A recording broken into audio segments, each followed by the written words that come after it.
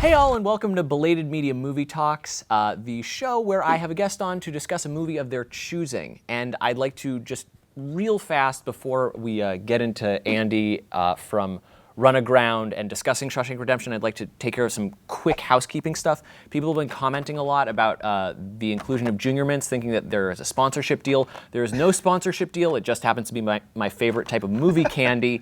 That said, I would like a sponsorship deal from Junior Mints, so for that very reason, it's on Junior Mints. I'm not including it anymore. There's popcorn now. This is War Guys. Anyway, hey Andy, welcome, and thanks for picking Shawshank Redemption. No problem. I'm glad you like it. For those unfamiliar with Andy, he is the sole individual behind the creation of original music, covers. Yep. You've been on tour recently, all under Runaground. Is there anything I'm leaving out? Oh, I don't know. Just an all-around great guy. I think that part as well. You are a great guy. You are a great guy. And you picked a great movie. Thank you. You picked Shawshank Redemption, which you stated was your favorite film. It is my favorite film. Yeah, has been since I first saw it. It's one of those films that I think historically it wasn't a huge deal when it came out in theaters, and then it became a cult classic over the course of the next year. And I discovered it in high school. I don't know how old it was at that point, because it came out in '94. So I don't want to tell my age, but a friend of mine was like, "You got to see this film. I can't believe you haven't seen it," because he had the movie poster. And I watched it, and I was like, "Oh my God, I love this film." Everything about Shawshank stacks up so nicely. I don't know about you, but I'm a huge fan of both heist films and escape films. And in many ways, they're kind of one and the same, because they always show how they did it. Totally. And so with films like Escape from Alcatraz or The Great Escape, it's always that really exciting moment to see how they orchestrate it. And so in this, they don't show you how they orchestrate it until the very end. Which is awesome. So you're outside because you're with Red as the narrator, just talking about Andy. So then he gets to discover it with the audience, which is really cool. Yeah, and since then, now any prison movie, TV show, when I pass a prison, you can ask my wife, like, I am so fascinated with prison movies, and anything relating to prison now is just kind of like, just fascinating to me. It all started with this movie. It's a very, it's a culture unto itself. Yeah.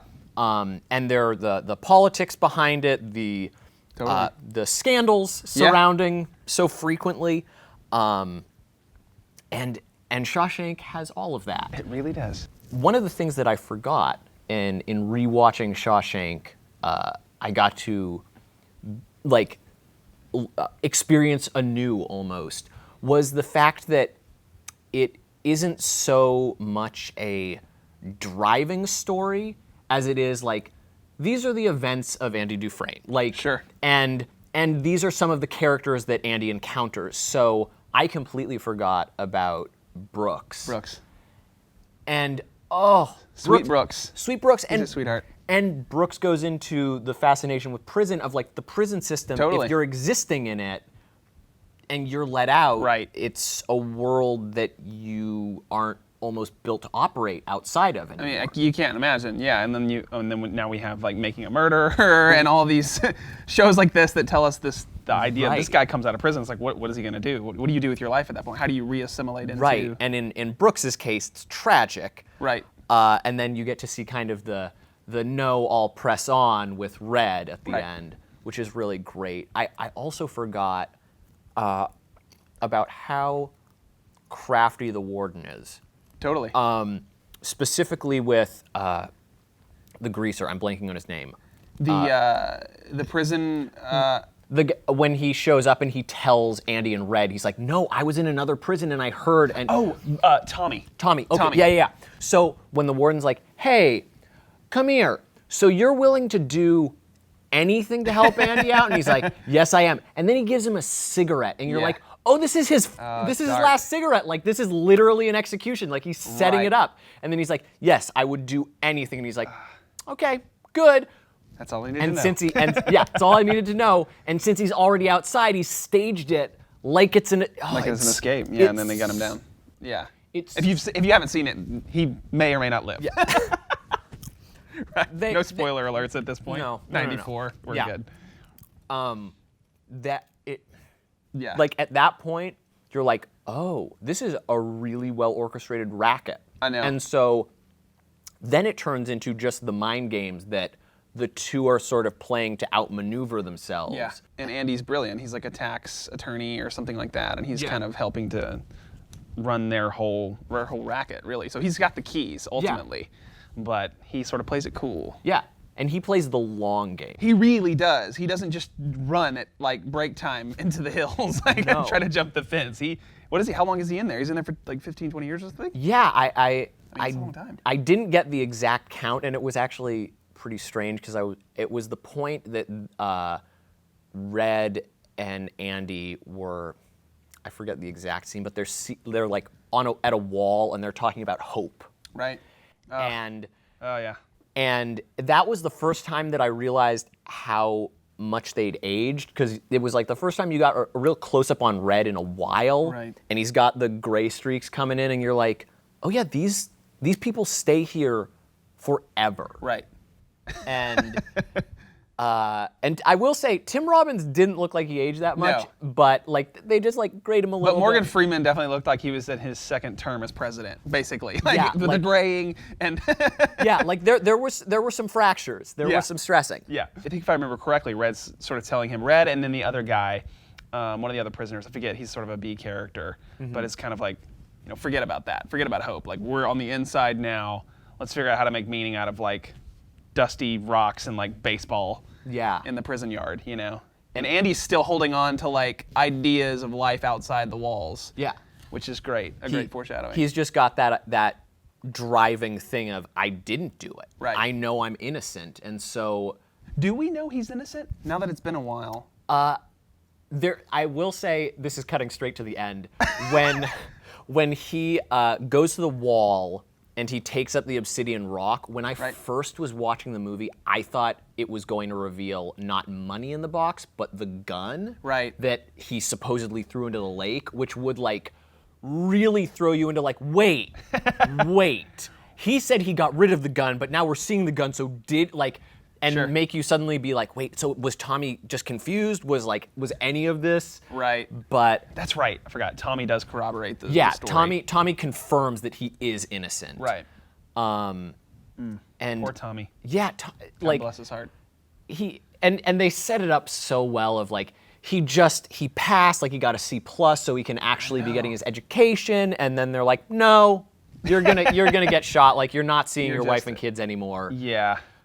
I loved Tommy. He was a great little story there. Towards the end of the film, like Andy has this kind of like, he's winning and he's got the library going on. Brooks is delivering books. Like, I love this scene. Now I'm jumping around, but the scene where Brooks comes in and he's like, here's your book. And he like hands him the rock hammer with the book. I love that. Like, I want that to happen to me, but I don't want to go to prison to experience it. But I want someone to hand me a rock hammer through a prison cell that I'm sort of chiseling out under the wall with. It just shows you immediately, like, this is a corrupt prison, or like there is an underbelly and a system that everybody's figured out. Yeah. It's always fun whenever Andy's like, Red, I know you're the guy who can get things. Like, I love it. It's such a simple, because there's always one in the prison. Gotta be. And it's just fun that he's that guy. And it's also fun, this is like on a completely different side of things, but in so many prison films, they touch on like race as an issue. Yeah. And the friendship, or like, you're black, I'm white, never an issue. And considering like when this takes place in the, like, because Tommy comes in and he's a 50s greaser. So like, the civil rights movement hasn't kicked off or anything. True. And for that to not be like the focal point of the story is actually really, and I like that. I like the fact that we're just like, hey, we've all kind of been stripped of our identities at this point. Yeah. We're all sort of equal on this playing field here in this prison. Yeah, in a way, right? And like, but I just find that really interesting, and I love that Tommy acts as like a time marker of like, oh, this is the 50s, because he's very greaser. Yeah, he really is. The hairstyle, everything. Yeah. And also going back to that, yeah, the whole I've been known to locate certain things from time to time, the Morgan Freeman line. And then I love this scene where what are they? They're betting cigarettes on whether or not the new fish as they call him, will cry that night, his first night in prison. So I love the next morning. Who is it? The B prisoner character comes in and he's like, and he line them up like a pretty little chorus line. I love it. Could you imagine betting cigarettes on just day's events and then just looking forward to only that? I don't know. Mind-boggling. I also have to say, on the prison system, I loved that when Andy kind of revealed for the first time, like, oh, I know things, was when they're tarring the roof and all that he wanted was for them to all get beer. And like Red comments on it, he's like, it seems like all Andy wanted was to feel human for a day. But up until that point, and you can tell that that's like the point that their friendship really starts, because up until that point, Red's always referring to Andy as kind of quiet and kind of cold. Kind of cold. Yeah, and yeah, they start to warm up, and it's never, I wouldn't ever describe it as like the most endearing friendship. Sure. You never see like Red or Andy break down, as it were, and the other like consoling, but there's a mutual respect that they have for one another. Yeah. And it's just, it's a really interesting dynamic for the two of them. Yeah, it really is. It's like they're bound together in this scenario, but it's like the friendship that they have, I think, is probably deeper than, because of that, the scenario that they're in, maybe deeper than a lot of the relationships that we probably know on the outside. Right. And which is what's cool about the fact that they try and bring it full circle at the end of the film. And then the fact that at the very end he's like, I want you to go to this wall, I want you to like find this money and find me so we can just spend the rest of our days in Mexico. Which I will say, when we get to Tim Robbins like cleaning that boat, it is a very tiny boat. Yeah. Like, Is it? Yeah. it's like laughably small, and you're like, that's what you like you pulled a huge scam. Yeah, I know. You and like that's all you can buy collected with all it. this money, and I don't know. Like maybe a yacht, just something, you know. Like it doesn't need to be just wildly extravagant, but just like a little bit bigger than that boat. Yeah, totally. But yeah, the racket that he pulls of just like, oh no, when That's so good. when they're in the library and he is and Andy is telling Red, he's like, oh no, that person doesn't exist. Like I made them up. Everything, social security numbers, all of that, IDs, everything. I have all that. And then when he's just like, oh, and that's a thing that I'm just going to assume that identity. I've been lining it up for all this time. Ah, it's beautiful. It's so good. Yeah. And like, I mean, it does make it, that was what actually made me think when we were coming to this rock, I was like, are we going to see the gun? Like he somehow orchestrated all this stuff? Because that's like masterfully done. That's Jigsaw status trappery. Yeah. And I wish it were true. And I want it to be true. but then it paints him in such a weird dark light. But I do love that we start really unsure about whether or not he's guilty. Yeah. Like when that first scene opens and he's drinking and he's loading the gun, and then it's him in jail, and they're like, and the judge, I forget what he says, but he says something to the effect of like, you're an absolutely deplorable human being. Yeah, he does. I forget what he says too, but it's really, it marks you. What did he say? Man. And you're just like, oh, I don't know if I really like this person, so you really do warm up with Red to him. And then similarly, you get that fun cycle with Red and his appeals. Right. Every time it's the same shot of like the door sliding open, him coming in. Right.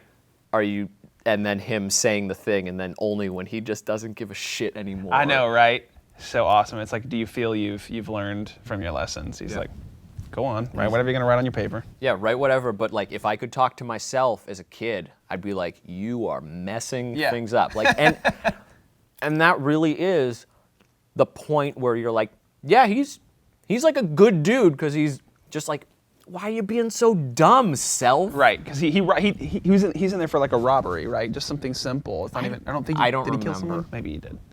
Well, but everybody's innocent. Right. That's the joke of the film, is that everybody's innocent.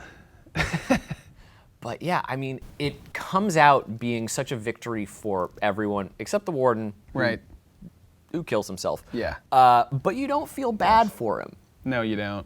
Like he's got it coming, doesn't he? Yeah. He's a total asshole to the prisoners. Like that one scene where he's walking in front of the prisoners and he's got the main guard behind him and he's just like, they're delousing them. This is towards the beginning of the film, and he's just like, you will live by this book, and you know, it's just it's cold, man. You're scared for them, you know. Right, but you're like you assume as a Bible-toting Christian that you wouldn't be such a shitbag. You would hope so. I feel like maybe people have hidden behind that kind of idea but then for he's years. hiding behind the Bible. It's just, it's like, That's gross. And Yeah, I never read the Stephen King short story that it's based on. Rita Hayworth and the Shawshank Redemption, which I love that because of the poster, beautiful. But I wonder how much. I mean, I'm sure it's pretty identical or very similar to his short story. I wonder if it is. But the director Frank Darabont did like an absolutely fantastic job. I can't say as far as adaptation goes, but as far as just like a standalone film, independent of its source material, it just makes you feel like you can be triumphant even when you're wrong. Yeah. You can come out of things clean on the other side, right? Yeah. As the film says. Yeah. I was like thinking it up, like what is the exact, and it's like something like he travels through miles of shit. He traveled through half a mile of shit to come out clean. Something. And like I read too, speaking of the half a mile of shit, that really was in prep for our little time here. That it actually was a toxic river that he splashed out into and belly flopped into it, a literal toxic river. And the only way Tim Robbins agreed to do it was that they had like a warm, sterilized shower right there on. I think that's a fair thing.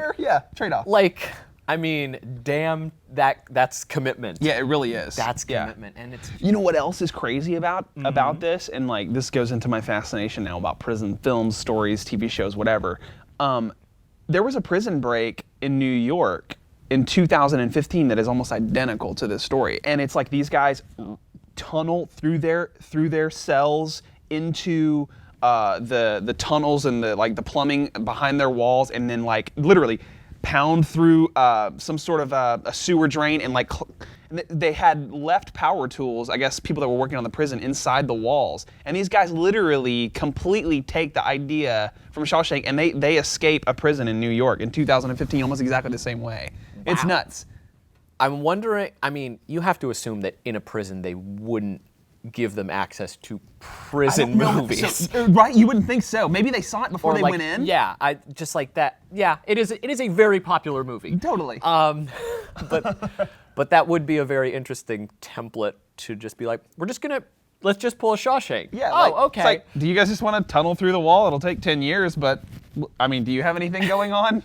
No, that's true. That's true. And I love to in the film, right? Because Andy is dumping out which seems a little unrealistic, I guess, but obviously it happened in 2015, so some way it was possible. But he's dumping out his wall. Oh yeah. Stuff in the yard. Which is something that I believe they do in The Great Escape as well. Okay, is it really? Okay. Like I think that's just the way you got to do it with dirt. Yeah.